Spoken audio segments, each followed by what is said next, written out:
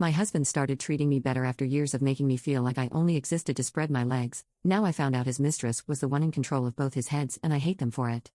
I, 35F, went through 2 hard pregnancies and postpartum depression to bring our 2 beautiful kids, aged 9 and 7, into this world, but my husband, 39M, became resentful of my existence. Our marriage suffered a lot because my libido was diminished after all I went through, and I was still struggling to recover, but he was unapologetic about his behavior and made me hate myself for not fulfilling his needs. After 4 years of having a non-active bedroom, we started therapy, and I thought that was where the improvement came from. 3 years ago, everything changed, and my husband became the man of my dreams. He started paying attention to me. In the beginning, I was panicking because whenever he paid me attention before, he expected to smash, but now it felt like he was seeing me as a human being for the first time. He was attentive, caring, and empathetic. He touched, cuddled, and kissed me out of the blue, without wanting to smash in return. He started helping around the house, bringing me flowers, and ordering takeout dinners when I worked late, planning date nights. Anniversaries, birthdays, and holidays were planned perfectly, and I started receiving the most beautiful and thoughtful gifts.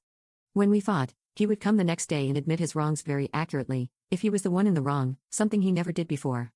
He would apologize too, when back in the days, him apologizing would be a blow to his ego. He said he was happy all the time and lucky to have us as his family. Everything was better, and I even got my bedroom drive back, if not as high as I hoped. It almost seems too good to be true, doesn't it? Of course, why should I have ever believed he would have changed solely for me? I accidentally came across a conversation he had with his mistress, 40F, about 5 days ago, and I have probably spent over 50 hours reading them. 3 years worth of conversation. He would tell her his woes, and she would listen. 99 out of 100 times, she sided with me. She taught him about intimacy and how important it is in marriages. The tragically funny part is that he never got angry or offended by her telling him off, calling him silly, stubborn, or at times a man-baby. Her honesty was brutal, and yet he agreed with her. She was the one suggesting all the changes, and he would ask her for advice about gifts, traveling, and all the beautiful things he did for our family. He thanks her all the time for helping him turn his miserable home life around, making it tolerable. Alongside all these texts, there were the messages between them that focused solely on their relationship, as if nobody else existed around them.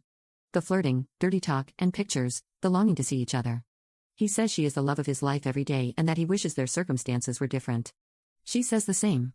They both agree that divorce would ruin their families and that they couldn't be that selfish. How admirable. I feel nauseous. My happiness for the past 3 years was fake.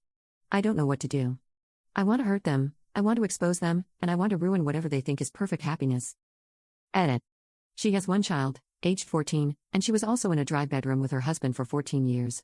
The affair is physical too, yes, but they meet maybe once every month or every other month. She tells my husband that what they feel is probably limerence, but they don't know it yet because they meet so infrequently, as she lives in another city. Update 1. I was here some weeks ago, with my original post.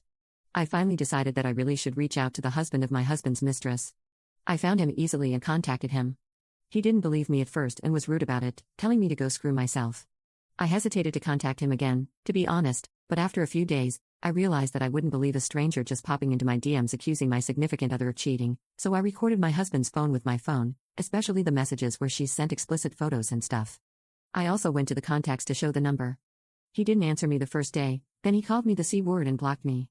I thought, well then, I have done my part, and it's on him whether he believes me or not. Then, after a week, my husband came home angry and yelled at me for exposing them. He asked me why I didn't confront him instead, as my problem was with him. I have never seen him yell like this. Then he packed a bag and left for about a week. I think he's traveled to her. When he got home, he said that it was over. He said that he had been trying to make me happy for years and he had done everything a good husband would do, but still, nothing was good enough for me. I've made him miserable for years and instead of taking it out on him, I chose to hurt a woman and her child. He moved to his parents' house, and now he's renting an apartment. I have heard that he travels the weeks he doesn't have the children to be with her and that she's moving here soon when she gets full custody of her child. I have not been feeling well at all. He has never spoken to me directly since he left, and I haven't seen him. He adamantly refuses to talk to me, like I never existed in his life. I don't know what I have done to deserve this treatment. I hate that they won. Edit.